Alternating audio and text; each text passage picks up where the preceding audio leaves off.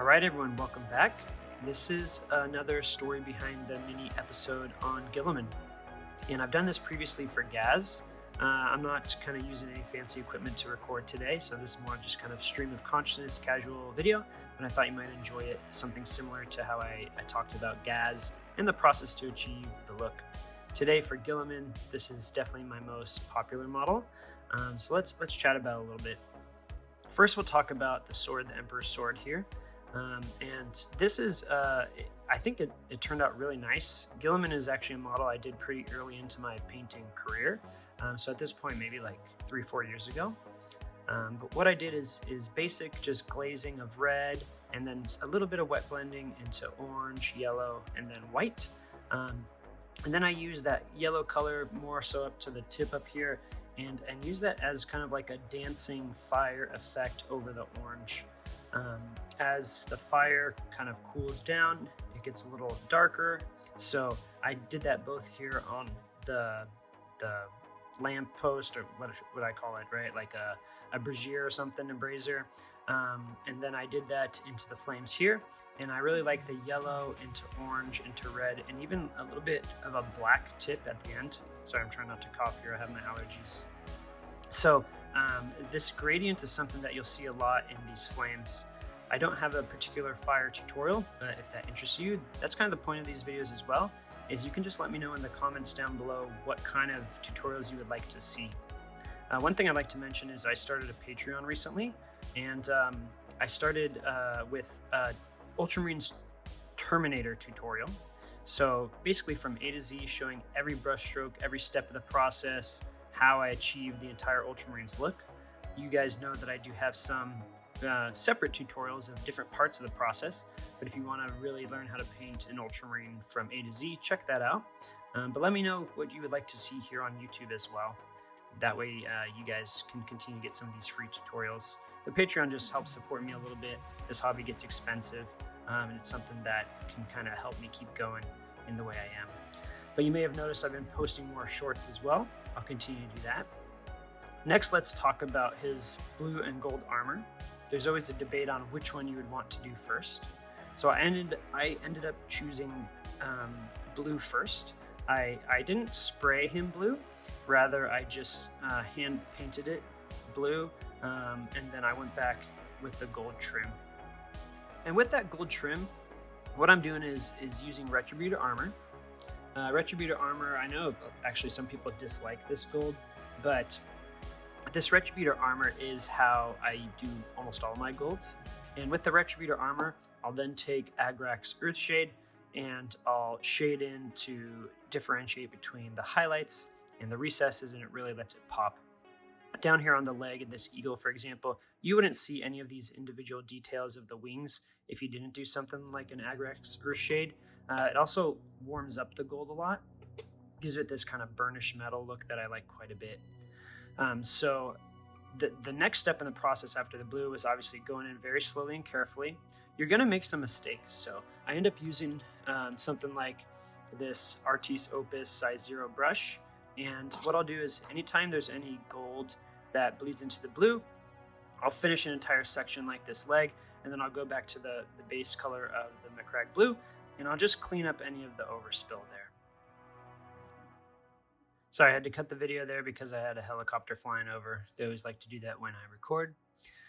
So yeah, you just kind of clean up any of the gold just with a very thin brush. And a lot of people think you have to have like a super steady hand or be super good at painting details. No, you just have to have the patience to go back in and clean up any mistakes you do. Like I said, this was a model I did pretty early on, so I was not that adept at painting quite yet.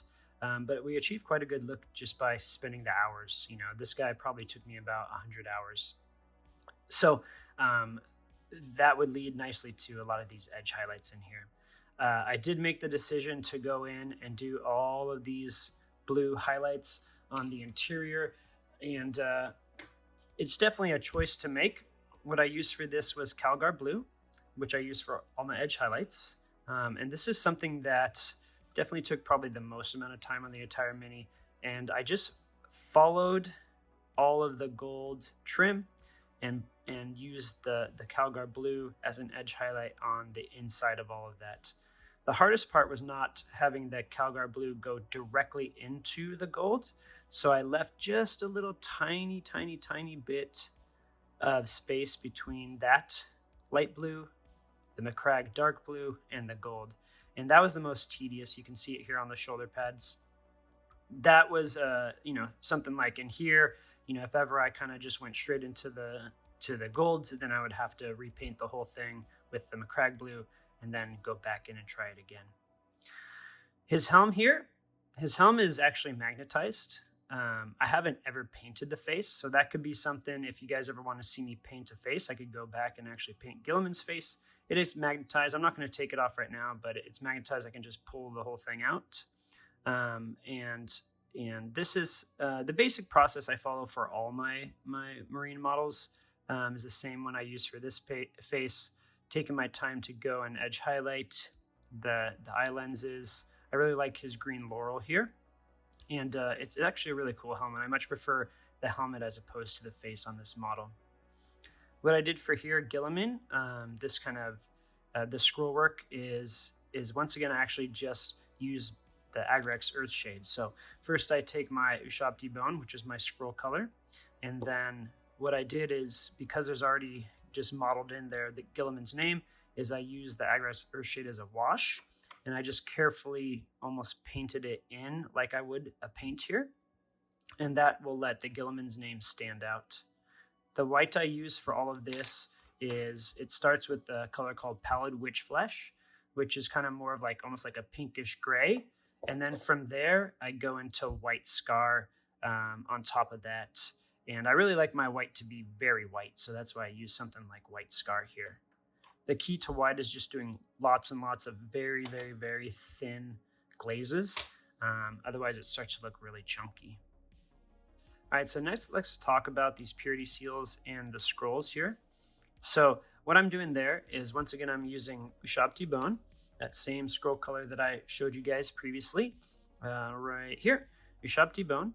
And then I will go ahead and do a very thin down wash of Agrex Earthshade over that again.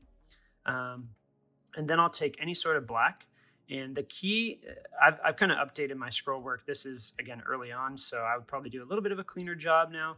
But the key is to make sure that you're doing little chunks of text, so it actually looks like writing in paragraphs rather than lines.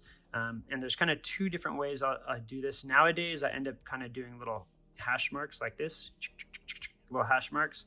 In this one, I made kind of zigzags. But you want to make sure you don't go from edge of the seal to the other edge of the seal. You want to leave kind of a buffer zone on each side. And then as an edge highlight for that, what I'll just use is something like Screaming Skull around the very outside edges of the purity seal. So I think that as far as details go, the next one we might be thinking of is Guilliman's base over here. So I have an entire basing video you can find on the same YouTube channel.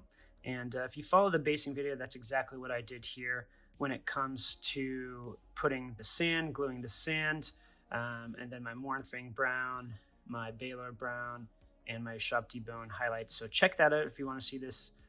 Talks about the grass and the process for this. But I think that the key for this one is also making sure that I use a little bit of dry brushing of that Ushabti bone on the gray rocks in particular, to make sure that they look a lot more stone-like rather than plastic. I might adjust this process a little bit if I were to redo this to make it blend and look a little more natural, but I actually think it came out pretty nicely, and I like almost the comic book style look of it. It's just a really cool base in general. Going out and using a brass color to pick out all the casings, making sure I hit those skulls. And of course, I have to paint this as a Black Legion guy, the dead guy underneath. We already talked about the flames and how we just use some kind of wet blending and use a gradient from the bright yellow into the orange, red, and finally black as smoke. Makes it look very realistic as far as flame goes. For all my metallics that are silver like this, I ended up using this gunmetal from Vallejo Model Air. I like the Model Air. It kind of flows nicely, and it's a really nice color. So Those are the metallics. Like I said, I used Retributed Armor for the gold. So this is kind of just like a full little overview, casual video. If, like I keep saying here, if you want to see any particular tutorials, whether it's a full purity seal tutorial or how I paint Guilliman's face, for example, I do have a power sword. I haven't done one on the flaming sword, but if there's enough demand for that, I can always just pick up another sword like this and do just a tutorial on how I achieve this flame look. So let me know. I'm looking for ideas from you guys. Now that I've started my Patreon, that's another good place to give me some ideas for what you would like to see there.